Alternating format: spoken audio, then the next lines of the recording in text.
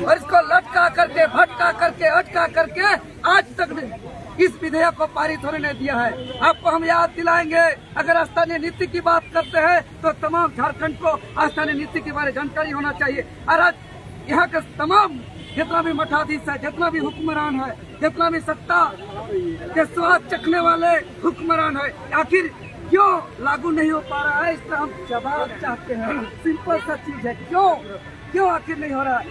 15 नवंबर 2000 को झारखंड अलग राज्य हुआ।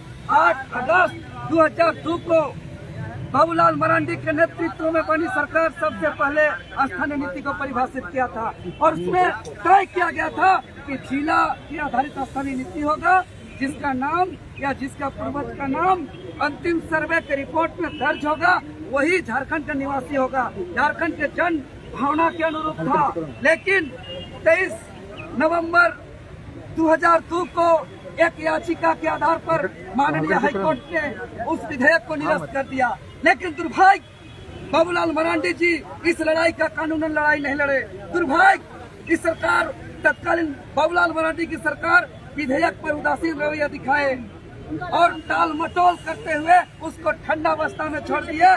दुष्परिणाम ये हुआ कि अंततः जब उसके बाद 2010 में जब अर्जुन मुंडा की सरकार बनी थी, तब एक मंत्रिमंडलीय का उप समिति गठन किया गया था यही स्थानीय नीति को परिभाषित करने के लिए। और तब उस उप समिति का हम दावे के साथ कहते हैं, शर्म आना चाहिए आजसू पार्टी को कि आजसू पार्टी के सुप्रीमो सुदेश कुमार महतो को अर्जुन मुंडा कार्यकाल में जो स्थानीय नीति मंत्रिमंडलीय उप समिति गठन किया गया था, उसको मुख्य संयोजक बनाया गया था। लेकिन उन्होंने कोई जवाब नहीं दिया। उप समिति कहा क्या काम किया, कुछ नहीं हुआ। उसके बाद जब 2013 में फिर से जब तत्कालीन के समय में हेमंत सोरेन के नेतृत्व में सरकार बनी थी, तो फिर से मंत्रिमंडलीय उप समिति का गठन हुआ था और तब तत्कालीन मंत्री स्वर्गीय राजेंद्र प्रसाद सिंह को मुख्य संयोजक बनाया गया था। बंधु तिर्की जी को, उसका विद्युत महतो जी को,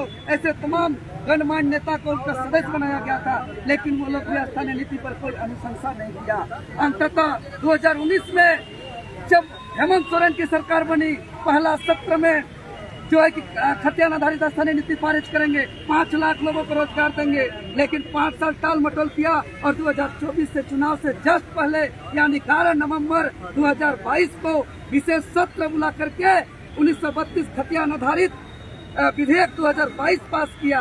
लेकिन जिसको पारित करते हुए राजभवन को भेजा, राजभवन में लंबे समय तक स्थिर अवस्था में रहा और जब फिर से जब शीतकालीन सत्र दिसंबर महीना में आया, तब राजभवन ने उसको कुछ संदेश के साथ वापस किया और उसी सत्र में यानी 20 दिसंबर 2023 को विधानसभा चुनाव को देखते हुए यहाँ के झारखंडियों को फिर से धोखा देते हुए उसको विधानसभा से पारित किया और आज तक ठंडा अवस्था में है।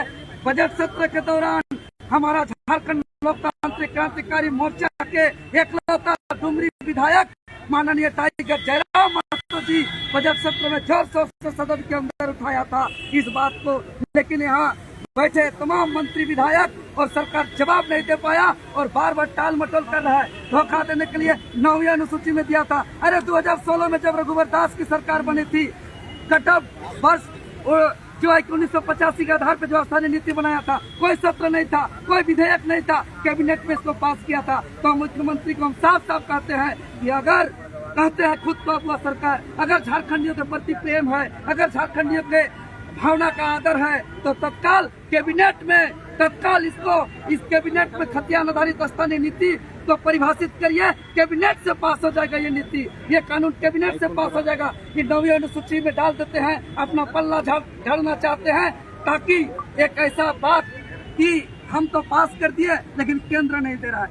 ऐसे कहते हैं कोई उम्र पार होता है बच्चा लोग को, अरे शादी कब करोगे, उम्र हो रहा है तो तैयारी करने वाला बच्चा क्या बोलता है, शादी करने का मन नहीं रहता है तो रुकिए, IAS बनेंगे, जब PSC निकलेगा, UPSC निकलेगा तब करेंगे। अरे भाई इनडायरेक्टली उसको मना करना है, अभी शादी नहीं देंगे, इसलिए घुमा के बोलता है कि UPSC जब PSC क्वालिफाई करने के बाद झारखंड में 2500 और 5000 मिलता है। आंदोलन में तो बहुत लोग जेल में गया था। बंदी हो, चाहे घेराव हो, चाहे बदन में लाठी लेना हो, चाहे जेल जाना हो, चाहे FIR लेना हो। आप इतिहास देख लीजिए, जब से बुद्धि संभाले हैं तब से लड़ाई लड़ रहे हैं। ये फालतू वाला बकवास 2-4 आदमी का जवाब और वो सवाल का इशू मत बनाइए। सबसे गंभीर अवस्था अगर कोई चीज है तो वो खतिया नधरी नमदनी नीति है, नियोजन नीति है। यह झारखंडियों का अधिकार है, यह झारखंडियों का अस्मिता है, यह झारखंडियों का पहचान है। इसको अटकाया भटकाया लटकाया न जाए, ये लागू नहीं होने की वजह से आज तमाम झारखंड के विभिन्न विभागों में बाहर राज्य के लोग नौकरी ले रहे हैं और झारखंडी युवा झुनझुना बजा रहे हैं। झारखंड में बहुत ऐसे लोग भी हैं जो 1932 से पहले से रह रहे हैं, लेकिन उनके पास खतियान नहीं है। उनको अब क्या करना चाहिए? देखिए हम क्या कर रहे हैं, अंतिम सर्वे सेटलमेंट। देखिए आप लोग को मीडिया के सामने हम पूरा क्लियर कर दे रहे हैं, क्योंकि संविधान का आर्टिकल 1 कहता है कि इंडिया यूनियन ऑफ स्टेट सभी राज्यों में स्थानीय नीति है। मान लेंगे 1 महीना में स्थानीय नीति लागू हो जाएगा। बिहार से अलग हुआ है झारखंड। बिहार में स्थानीय नीति क्या है अगर इसको जानना है तो 3 मार्च 1982 पत्र संख्या 50/14/81/706 श्रम नियोजन बिहार सरकार में मौजूद है। उस चिट्ठी को निकालिए तो पता चलेगा बिहार का स्थानीय व्यक्ति कौन है। उस चिट्ठी में स्पष्ट लिखा हुआ है कि बिहार में स्थानीय व्यक्ति का परिभाषा का आधार जिला है और जिस जिला में अंतिम सर्वे सेटलमेंट में जिसका नाम उल्लेख है वो उस जिला का स्थानीय व्यक्ति माना जाएगा।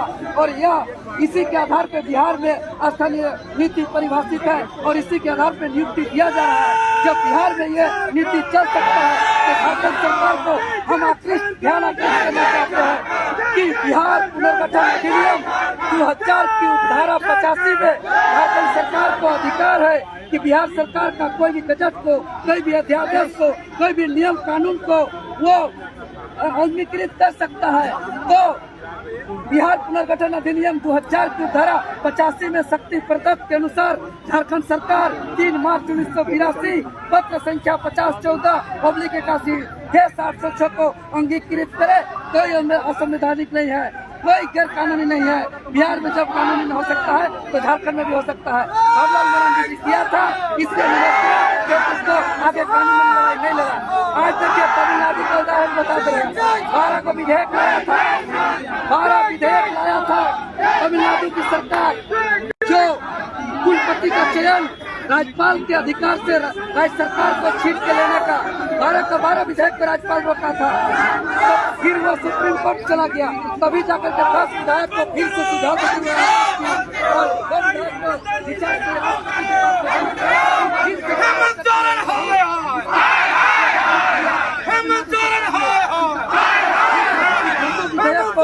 फिर से वो ये राष्ट्रपति के पास विचार के लिए भेजा। तब माननीय सुप्रीम कोर्ट ने कह दिया कि कोई भी राज्यपाल राजनीति में प्रेरित होकर काम नहीं कर सकता है, कोई भी राज्यपाल विरोधी भाषा होकर काम नहीं कर सकता है, कोई भी राज्यपाल अगर कोई भी विधेयक को पास किया जा सकता है तो